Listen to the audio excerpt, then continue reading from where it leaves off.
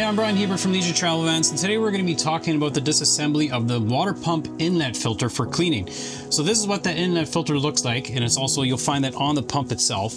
But what our intention is here is to actually just unscrew this, and inside there you're going to find a metal screen. This metal screen is what can come out.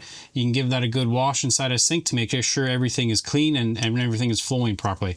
Once you have it back in place, you can just screw the cap back on and tighten it back down. So the first thing that we want to do is make sure that there's no water pressure inside the coach. So we'll just make sure we don't have any city water hooked up, and also that we have the water pump turned off. Once the faucet has stopped flowing, we're going to come to the water pump. So in this case, we've got it right here underneath the galley. You can see the water pump with that filter right there. So what I'm going to do is I'm going to take a rag or a towel and just put that underneath there just to catch any water that might come out. So once you have that underneath there, you can just unscrew this. It'll just be on there by hand. And once you have that out, there's your screen that can be cleaned. This actually has a gasket that goes inside that cup. So just make sure that gasket is in place, because if by chance it comes out when you turn the water pump on, it's going to end up sucking air out of this instead and potentially cause a leak there as well when you're filling city water. So just make sure that gasket is in place when you're repositioning everything. I'm going to put this back in place and just screw it on.